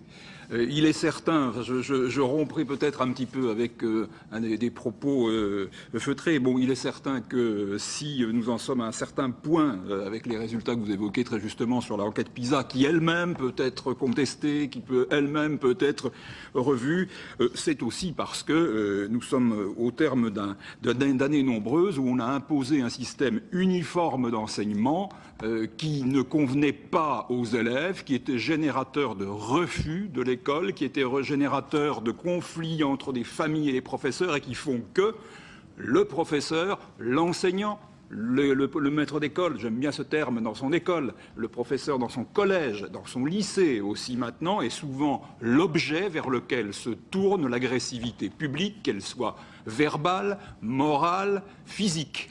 Ça, c'est une réalité qui est venue du fait qu'on a aussi abdiqué un certain principe qui était celui de l'autorité du maître, que l'on devait conforter. Les hiérarchies, effectivement, dans le meilleur des cas, fonctionnent aux côtés des professeurs, mais dans bien des cas, ne le font pas, ne soutiennent pas. C'est une réalité. On le sait, on en est là.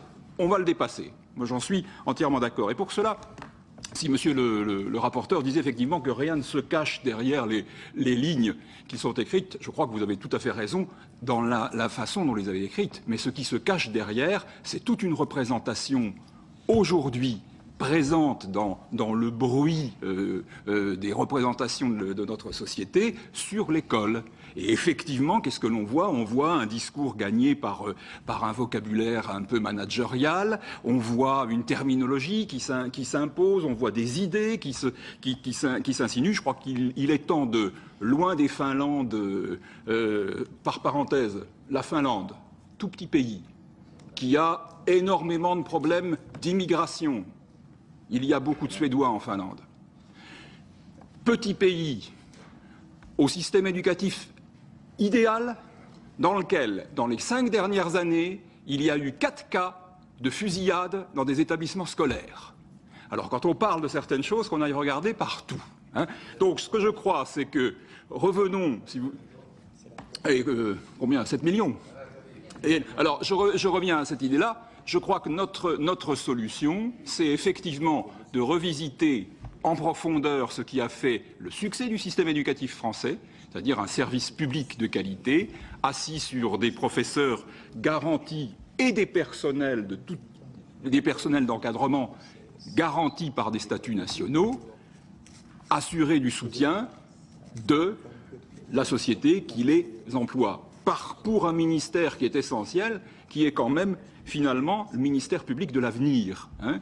Et pour cela, je crois qu'il faut se réinstaller dans ce que nous sommes et non pas aller voir ailleurs. Alors, dernière chose aussi, oui, effectivement, vous voyez, on parlait de, petite parenthèse encore, et en conclusion, on parlait de dérive managériale. Tout à l'heure, on disait que les cadres doivent être quand même des professeurs. On doit le rappeler, ça concerne au premier rang les recteurs, vous le savez. Le statut a changé depuis 1854, il a changé il y a 2 mois. Depuis une récente réforme, le recteur est le seul serviteur de l'éducation nationale qui ne soit astreint à aucune exigence de diplôme. Il n'en a plus de la nécessité et surtout, il n'est plus ce qu'il devait être autrefois, un professeur au sens universitaire, docteur et habilité à conduire des thèses. C'est un élément très important, très important. Merci. Pardon, excusez-moi. Quitte à paraître corporatiste, puisqu'on a été interpellé en tant qu'inspecteur, moi je voudrais simplement attirer votre attention, Monsieur le Président, sur 2 points essentiels. Les inspecteurs d'académie, inspecteurs pédagogiques régionaux, entre autres, n'ont plus les moyens d'effectuer leur mission, puisque, parlons chiffres, puisqu'on a 3 000 € par an pour circuler, pour intervenir dans des académies qui sont grandes comme la Belgique, c'est avoir les moyens pour travailler environ 2 mois. 2 mois. C'est-à-dire que le reste du temps, on est condamné à rester au rectorat. Et donc, on fait de l'administratif. Bien. Ce n'est pas toujours le cas, mais c'est souvent le cas. Et par ailleurs, en gros, il y a une espèce de proverbe qui dit que les IAIPR payent pour devenir inspecteurs. C'est-à-dire qu'en fait, on rémunère l'État à travers nos véhicules, etc. Ce qui explique qu'on ne puisse pas toujours aller voir les professeurs.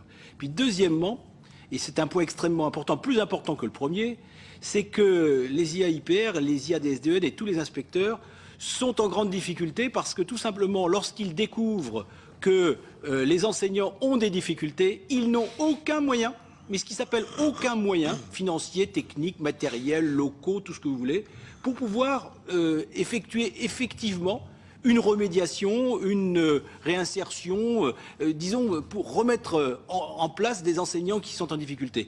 Quant à la formation continue des enseignants, vous le savez comme moi, c'est une peau de chagrin. Alors comment imaginer un rapport d'inspecteur qui quitte un établissement en disant « ben voilà, il faudrait faire ci, il faudrait faire ça », tout le monde est enthousiaste, le chef d'établissement est d'accord, et quand il faut suivre, eh bien, il n'y a rien qui suit parce qu'il n'y a aucun moyen. Et qu'il y a encore quelques années, les MAFPEN, etc., pouvaient peut-être, je suis prudent, pouvaient peut-être financer un certain nombre d'actions de formation. Depuis quelques années, on a complètement pompé, et la dernière en date étant, vous le savez, que tous les moyens d'action de formation de cette année ont été pompés, il n'y a pas d'autre terme, puisqu'on était dans le vocabulaire maritime tout à l'heure, eh bien, par les nouveaux faux stags, les fameux fonctionnaires stagiaires qu'on nous a imposés un peu partout, dans certaines académies d'ailleurs d'une manière très abusive, dans la mienne, 490, dans une académie où les gens n'ont pas forcément un facteur de réussite essentiel, on nous impose énormément, et avec quoi? Avec les moyens de formation continue qui étaient destinés à la remédiation des collègues que nous trouvions en difficulté, pour lesquels nous avions des solutions, mais maintenant nous avons des solutions, mais nous n'avons pas d'argent.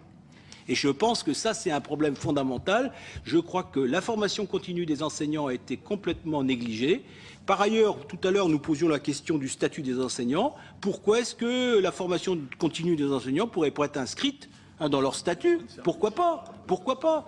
Parce que là, on serait peut-être plus à même de pouvoir répondre, et nous, de ne pas nous faire accuser d'être des feignants et des paresseux. Parce que c'est un peu ce qui est arrivé. Et je pense que de ce côté-là, il faudrait quand même remettre les pendules à l'heure et dire, entre autres, lorsque vous rencontrerez Monsieur le ministre de l'Éducation nationale, Monsieur le rapporteur, que les IAIPR, entre autres, et les IA et les IEN, n'ont plus les moyens d'effectuer leur mission. Parce que, tout simplement, nous n'avons plus les moyens de circuler. C'est aussi bête que ça. Bon, c'est normal, la réunion a été longue, etc., et qu'à la fin, on tombe un peu dans le cahier des J'avais dit, j'avais prévenu. Oui. Évitons... Oui, non, mais attendez. Mais quand même. Ça veut dire quoi? Pardon? MAFPEN, vous pouvez décoder? Et la mission d'action pour la forme... Bon, essayons de rester dans ce qu'on voudrait construire, comment on voit les choses, etc., et nous ne nous enfonçons pas dans le cahier des revendications que je comprends parfaitement. Madame, après, monsieur... Non, mais madame, ici, monsieur là... Oui, je voudrais revenir très rapidement sur ce que vous appelez les rigidités, le carcan du statut. Est-ce que ça contribue pas au mal-être des enseignants? Est-ce que c'est pas cette extrême centralisation? Est-ce que c'est compatible avec ce monde moderne qui nécessite souplesse et réactivité? Eh bien, je vais vous répondre ce qu'on répond toujours. De toute façon, ça ne sera pas très nouveau dans notre discours, mais je vais essayer de démontrer pourquoi on défend ce statut et pourquoi, pour nous, c'est le prix de l'efficacité. C'est ce que vous appelez des rigidités, c'est le prix à payer pour certaines efficacités. Je prends quelques exemples. Je prends l'exemple de la bivalence, par exemple, qui est très... c'est un serpent de mer qui revient souvent, c'est sûr. Si les enseignants du second degré étaient en capacité d'enseigner 2, 3, 4 disciplines, ça serait plus souple pour aller mettre n'importe où, n'importe quand. Sauf que c'est pas forcément ça l'efficacité. Si on pouvait les affecter en dehors de tout barème, là aussi, ça serait plus souple. On n'aurait pas à s'embêter à respecter un certain nombre de règles. On serait sûr de pouvoir mettre n'importe qui, n'importe où, boucher les trous comme on veut, si tant est qu'on a le monde possible pour le faire. Mais bon, c'est pas tellement compatible, disons, avec l'égalité des droits des personnes, ni tellement compatible non plus avec une certaine indépendance du fonctionnaire, qui soit recruté par parce qu'il est le copain du fils de machin. Non. Bon, la rigidité du barème d'affectation des personnels, c'est le prix à payer pour un certain nombre de garanties. Vous parliez du remplacement, par exemple. Là, on peut dire que les choses ont quand même été considérablement assouplies ces dernières années, parce que les collègues qui étaient... D'abord, il y avait un système de remplacement qui fonctionnait pas si mal que ça dans le second degré, qui était les TZR, qui tend à disparaître, les titulaires sur zone de remplacement, qui tend à disparaître de plus en plus. Ces collègues affectés sur une zone pour aller remplacer les collègues absents pour maladie ou autres, de courte durée essentiellement, ont vu leurs zones de remplacement de plus en plus élargies. Là, je peux vous dire que c'est pas rigide, c'est plutôt devenu très lax. Hein. Et donc, ils font des kilomètres, ils peuvent être affectés sur des zones de plus en plus grandes. Donc ça, on ne peut pas dire qu'il y ait une rigidité très grande là-dedans. Et de toute façon, maintenant, il y en a de moins en moins de titulaires remplaçants. Ils ont été supprimés au fil des emplois supprimés au budget. Et donc, ce sont des contractuels, quand il y en a, qui font les remplacements. Et donc, là aussi, avoir des TZR, c'est une rigidité. C'est une rigidité, mais c'est aussi la garantie de pouvoir imposer à un collègue d'aller faire le remplacement à un endroit qui n'est pas desservi par les transports en commun ou qui est un établissement difficile, alors que quand vous n'avez pas ces collègues-là sous la main, le vacataire ou le contractuel que vous allez payer au lance-pierre, vous n'allez pas en plus pouvoir lui demander d'aller faire un remplacement dans un collège difficile qui se trouve en plus avec pas de transport. Donc voilà, je voulais revenir sur ces aspects-là. Excusez-moi, parce que je veux dire, on vous interrompt, on pose des questions, etc. Mais on a vu beaucoup de gens, on connaît quand même un petit peu le sujet. Vous voyez, bon, on a eu l'occasion de, ne retombons pas. Il faut que le statut des fonctionnaires soit suffisamment protégé pour pas qu'ils soient à la merci de ceci, cela, y compris du citoyen. Mais il faut de l'autre côté que le service puisse fonctionner mieux, qu'il y ait une souplesse et qu'il y ait des évolutions qui se fassent. Bon, on est tous dans ce dilemme-là. Vous négociez dans vos organisations syndicales, vous voyez de votre côté, les gouvernements voient leur côté, etc. Et bon, c'est un peu la discussion en fond.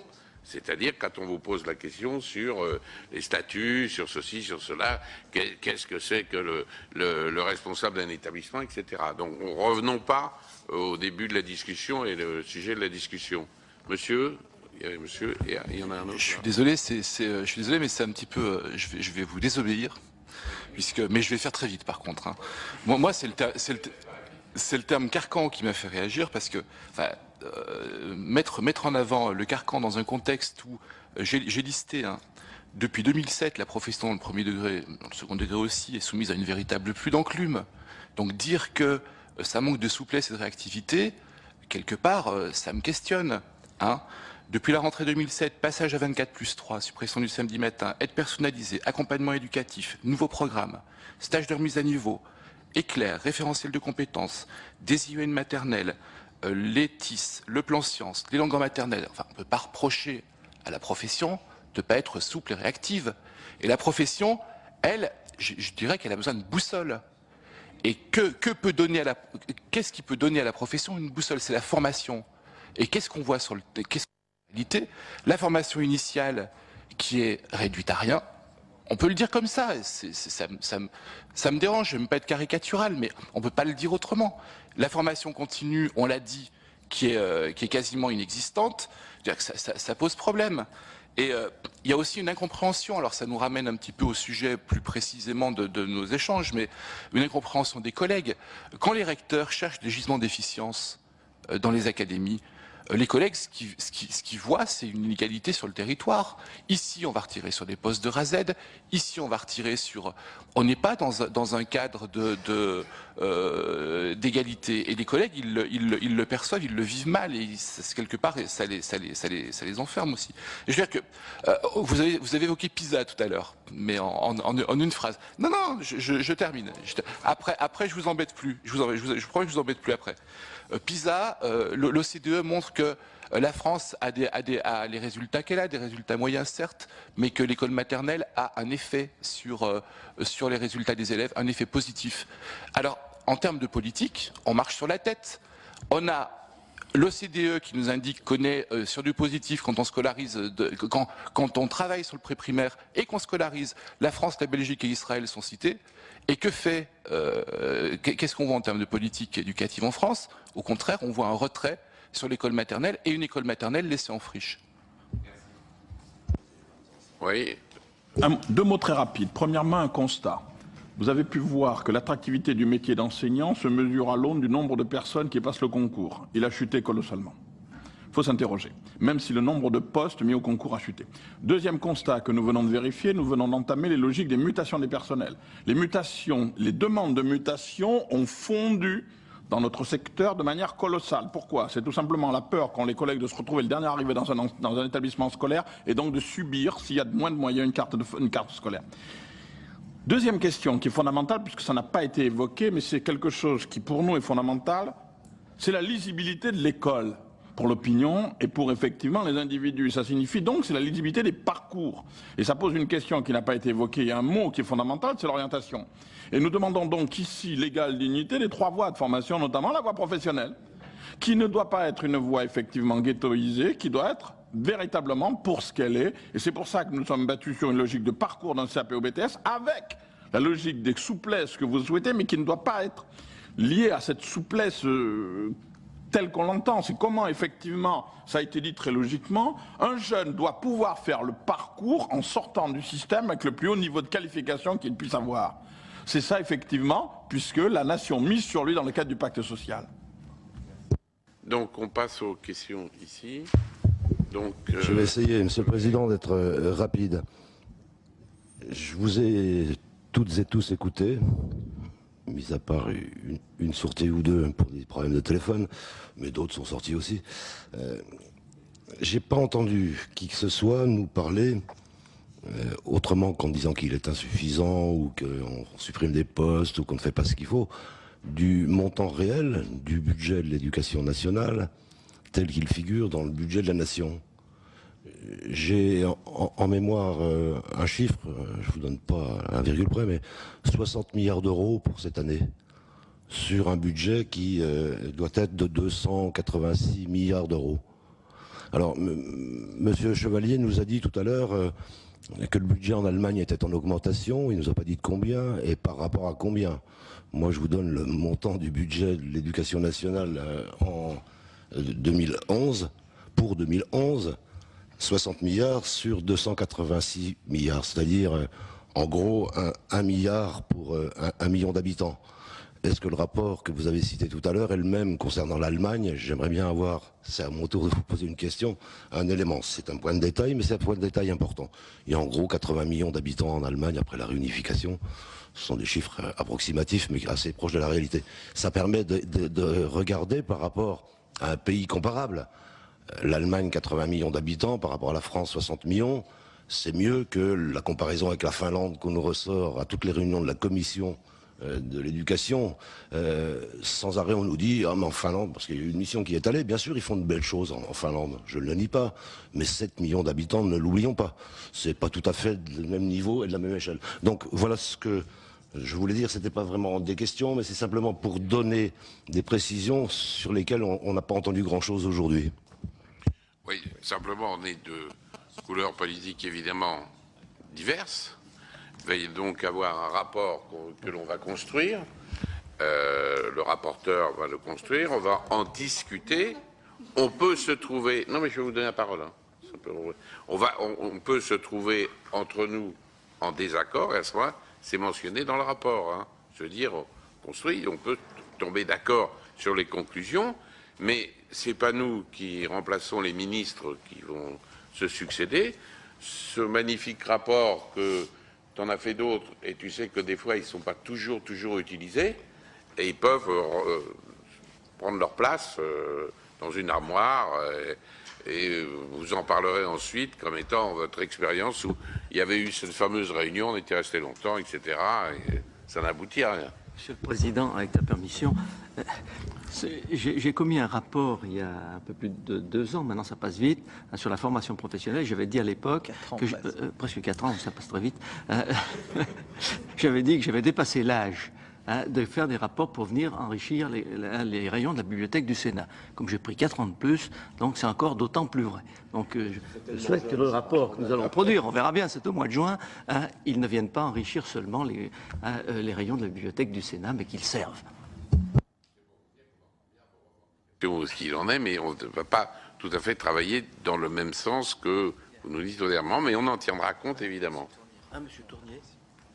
Non, ça tient plus de la remarque que d'un questionnement, parce que bon, évidemment on est dans un exercice de style qui pour nous est extrêmement frustrant parce qu'on ne peut pas être réactif par rapport à ce que vous dites et donc on se évidemment conforme à la règle qui a été adoptée, sinon on ne serait pas là, bien entendu.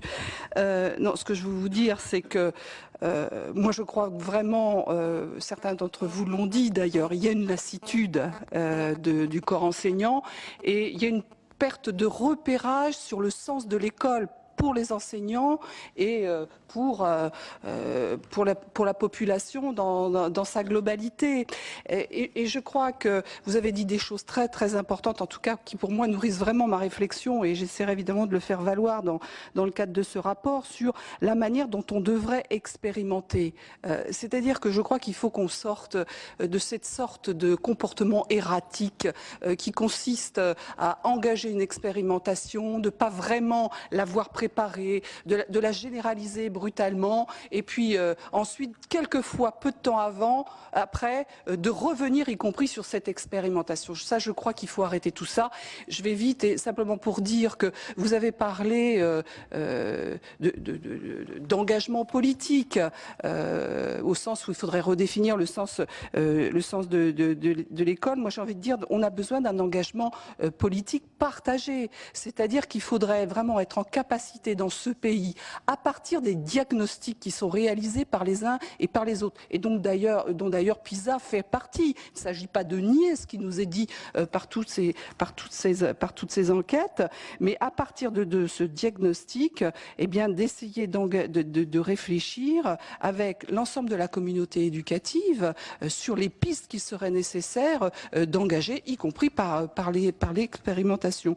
Donc c'est ce que je voulais vous dire, pour vous dire un peu l'état d'esprit dans lequel enfin pour ma part dans lequel je suis, et j'en terminerai vraiment en disant évidemment les contraintes budgétaires qui sont imposées à l'école ne sont pas de nature à permettre un débat serein, et donc je crois que la première chose ça serait de dire bon bah écoutez, on se pose et vraiment ensemble on travaille et on invente ensemble l'école dont la France a besoin. Voilà.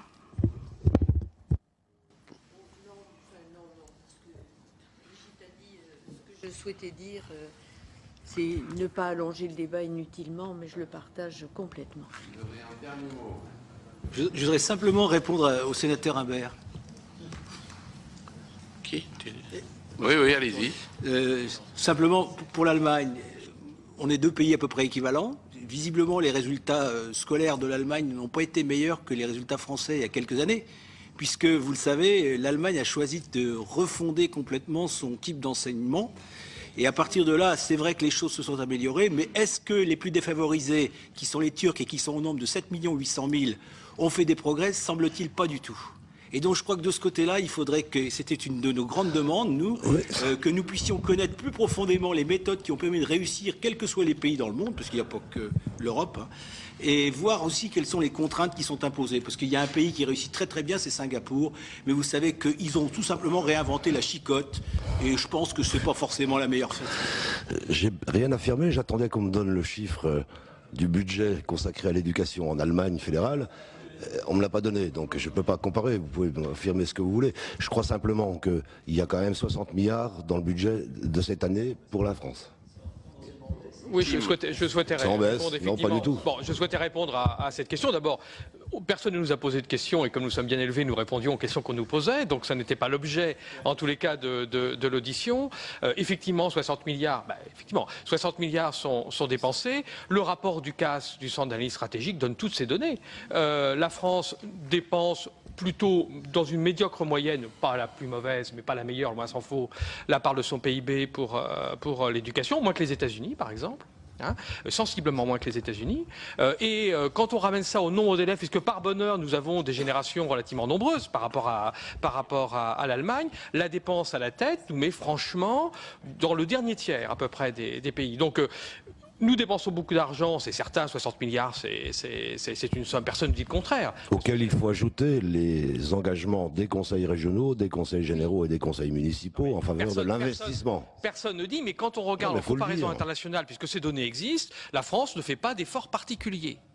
Elle n'est pas le dernier des pays, mais on peut comparer que des pays comparables, y compris un pays qui ne passe pas pour être particulièrement un soutien zélé des services publics, je pense à la Grande-Bretagne, fait aujourd'hui des efforts beaucoup plus considérables que la France en matière d'éducation, et dans PISA, ça se voit. Bien. Oh, vraiment... Monsieur le Président, savez-vous que la France est pilote pour la mise en œuvre des SVET qui seront obligatoires en 2015 ? Ah ben voilà. Voilà, effectivement, vous faites comme nous. Alors nous, ça fait longtemps qu'on ne découvre pas le sujet, mais je vous informe que la France est pilote dans le cadre de l'enseignement professionnel pour la mise en place des SVET. Alors l'acronyme européen, vous allez m'en excuser, c'est quoi ma camarade angliciste? Ça s'appelle European Credits for Vocational Education and Training, des crédits européens pour l'enseignement professionnel. Donc à partir de là, je vous l'apprends, et c'est un sujet qui est très important, puisque c'est comment les citoyens et les salariés vont pouvoir bouger dans l'Europe. Les SVET se mettent en place, ils seront obligatoires dans toute l'Europe en 2015, la France en est pilote. Bon. Bonne nouvelle. Ouais. Oui, sur la formation professionnelle. Hein, merci pour votre gentillesse d'être resté, parce qu'il est déjà 18h25, et donc ça, on a beau aller vite, c'est difficile que tout le monde puisse s'exprimer valablement, suffisamment. Vous venez de suivre la table ronde organisée par la mission commune d'information sur l'organisation territoriale du système scolaire. Une mission présidée par le sénateur socialiste Serge Lagauche qui rendra ses conclusions au mois de juin. Cet après-midi, la Libye sera au cœur de l'actualité sénatoriale. Une déclaration du gouvernement suivie d'un débat aura lieu dans l'hémicycle. Un événement que vous pourrez bien sûr suivre en direct sur Public Sénat à partir de 17h. Très bonne journée.